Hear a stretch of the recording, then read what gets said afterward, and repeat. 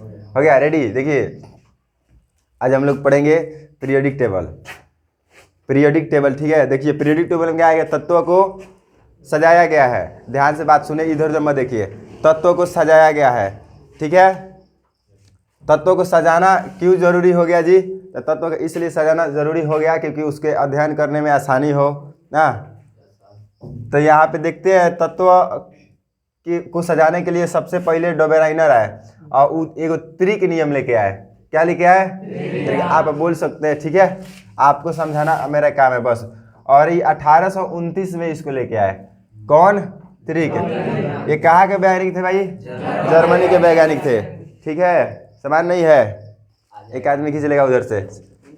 और डोबेराइनर के अनुसार, इधर ध्यान दीजिए पूरा, बीच वाले तत्व का द्रव्यमान, बीच वाले तत्व का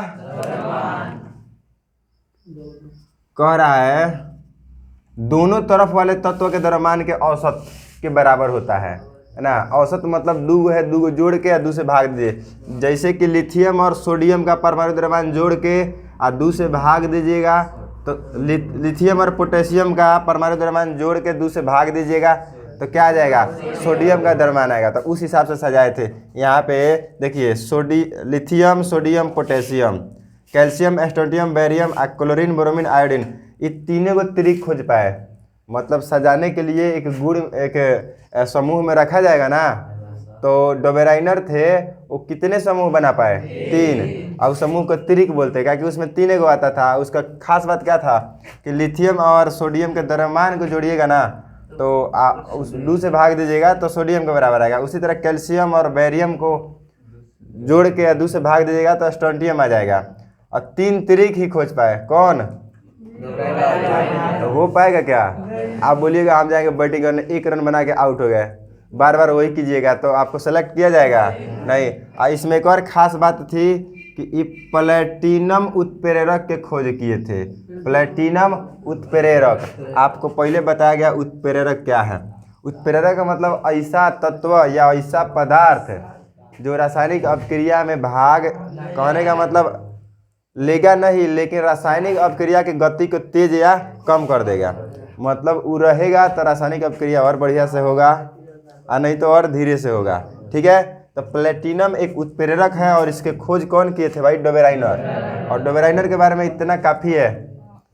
अब क्या इनकी सीमाएं, ये सीमाएं का मतलब ये ज़्यादा बढ़िए नहीं पाए, 3 को समूह बना पाए, ठीक है। त्रिक 3 को बना पाए। तो उसके बाद लगभग 1863 में न्यूलैंड्स एक रसायनज्ञ आए जो अष्टक नियम लेके आए। कौन नियम? अगर पूछता है अष्टक नियम के जन्मदाता, अष्टम नियम के प्रतिपादक कौन है, तो न्यूलैंड्स।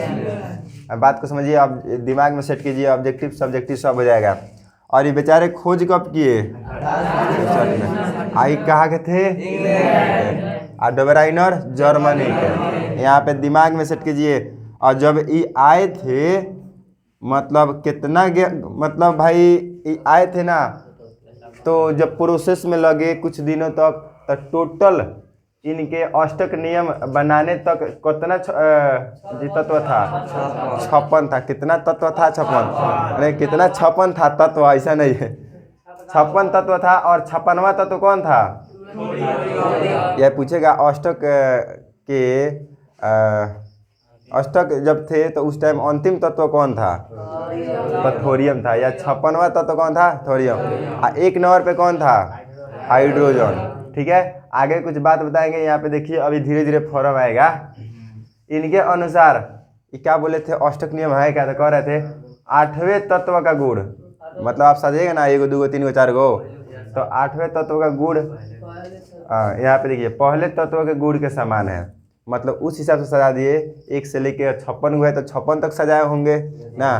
तो ये बताया कि पहले का 8वां से मिलेगा तो दूसरा का 9वां से मिलेगा। मतलब अंतर कितना कितना का रहेगा? 8 का। तो यही बोले थे। तो भाई बहुत अच्छा हो गया, शॉर्ट में हो गया ना। 8 लाइन खींच दिए, इस तरह से बना दिए। उधर ही अब खड़ा होके देखो और समझो, लिखना थोड़ा ही है। देखो न्यूलैंड्स के अनुसार क्या था जी? कच्ची बोले थे पीरियोडिक टेबल के बारे में, बोले थे कि 8वें तत्व का गुण धर्म पहले तत्व के गुण धर्म के समान है।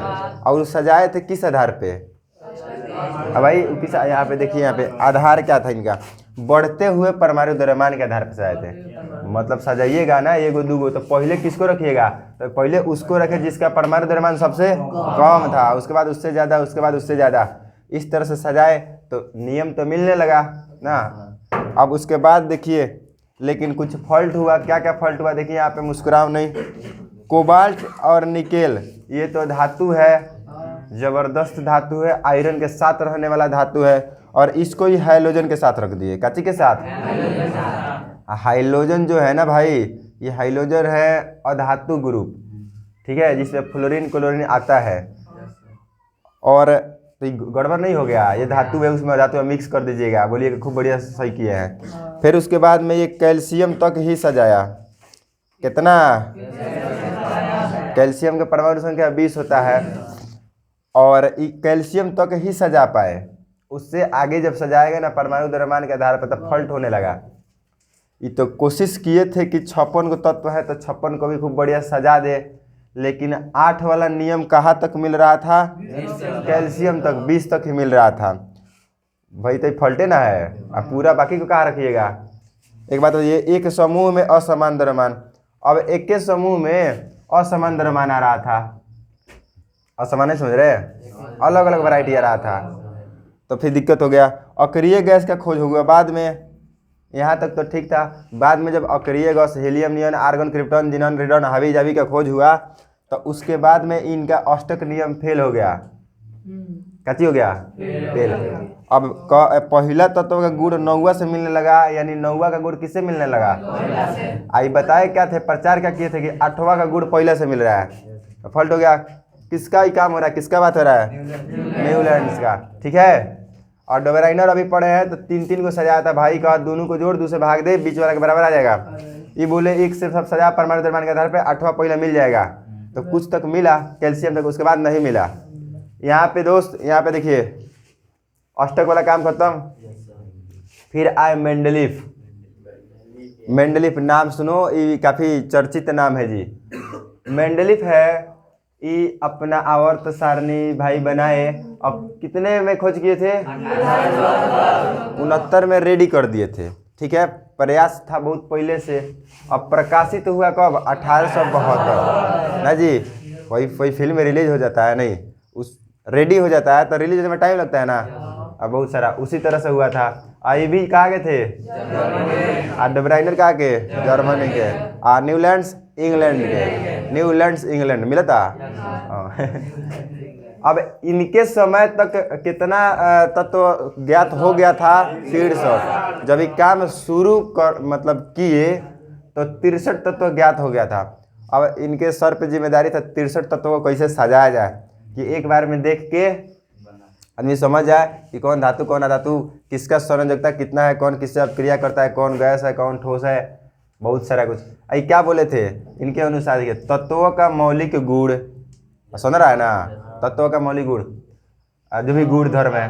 परमाणु द्रव्यमान का आवर्ती फलन होता है। परमाणु द्रव्यमान का, ये भाई परमाणु द्रव्यमान पे ज़्यादा फोकस किए। ये कह रहे ना कि अगर हम परमाणु द्रव्यमान के आधार पे, बढ़ते हुए परमाणु द्रव्यमान के आधार पे अगर सजाए तो एक समय बाद रिपीट करने लगेगा गुण उसका, ठीक है। तो काफ़ी हद तक इनका सही रहा, सजा दिए बढ़िया से। सजाए तो 6 गो आवर्त बनाए। आवर्त मतलब ऐसे जो लाइन होता है खंड है ना, क्षैतिज, तो उसको बोलते हैं आवर्त। तो कितना आवर्त बनाए? 6। और समूह बनाए कितना? 8। मतलब ये तक खड़ी है, 8 को समूह बनाए। और उसके बाद में सजाए ना तो बहुत सारा बात का ध्यान रखे, जैसे कि कैसे, एक तो परमाणु द्रव्यमान के आधार पे ना जी बढ़ रहा है तो उसको सजा दीजिए 1 से 8 तक। कौन समूह है? 8 गो। फिर पहला में 1 से 8 तक, इस तरह से 63 तत्व था। ये बेचारे सजा रहे थे, अभी देखिए प्रोसेस। अब रासायनिक गुण के आधार पर इनको सजाना था, तो ऑक्सीजन और हाइड्रोजन इनका फेवरेट था। ऑक्सीजन और ऑक्साइड और हाइड्राइड के आधार पे ही सजाए कि किसका गुण किस तरह से मिल रहा है। इसके पहले हम बताए थे, कोई आया होगा तो उसको पता चला होगा कि कैसे होता है। जैसे सिलिकॉन और कार्बन का गुण एक जैसा है तो उसको एक ग्रुप में रख दिए थे। अब इनमें ई फॉल्ट का किए, मतलब आखिर अभी तो हम लोग मेंडलीफ के आवर्त सारणी को नहीं पढ़ते हैं, हम लोग पढ़ते हैं इसके आधुनिक आवर्त सारणी को। तो ये क्या फॉल्ट था इनमें कि इनको फिर से बोला गया आप रुकिए देखिए ये हाइड्रोजन को निश्चित स्थान नहीं दे सके। हाँ हाइड्रोजन को कहाँ मतलब रखा जाए ये कन्फर्म नहीं बता पाए। हाइड्रोजन बहुत हार्ड आदमी है। हाइड्रोजन का निश्चित स्थान नहीं दिए थे कौन? मेंडलीफ। और समस्थानिक का भार अलग अलग हो गया। समस्थानिक एक ही स्थान पर रहने वाला का भार अलग अलग। कहने का मतलब जैसे क्लोरीन है उदाहरण दिया आपकी किताब में परमाणु संख्या कितना है 17 अब परमाणु द्रव्यमान 35 है और दूसर का समस्थानिक का 37 है। तो अगर परमाणु द्रव्यमान के आधार पर रखेंगे तो 2 बार रखा जाएगा तो दिक्कत हो जाएगा क्योंकि चीज़ का 2 बार। तो परमाणु द्रव्यमान के आधार पर ही फिर दूसरा बात ये इसमें पता है हाँ मैग्नीज जो है Mn को हाइड्रोजन वर्ग में रख दिए। मैग्नीज धातु है आई हाइड्रोजन और धातु है तो उसमें रख दिए।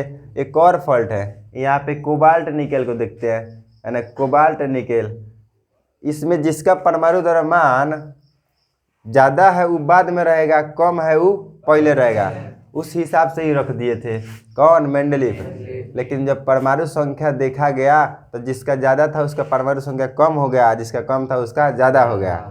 तो ये भी एक फॉल्ट है। कहने का मतलब ये सजाए थे कैसे जी बढ़ते हुए परमाणु द्रव्यमान के हिसाब से रासायनिक गुण भी देखे तो बढ़ते हुए आप सजाइएगा तो पहले छोटका तो बड़का ना रखिएगा। तो भैया से फॉल्ट हुआ था कोबाल्ट निकेल में छोटका बाद में रख दिए थे बड़का पहले रख दिए थे कोबाल्ट निकेल में। ठीक है अब इनको हम छोड़ते हैं अब चलते हैं आधुनिक आवर्त सारणी।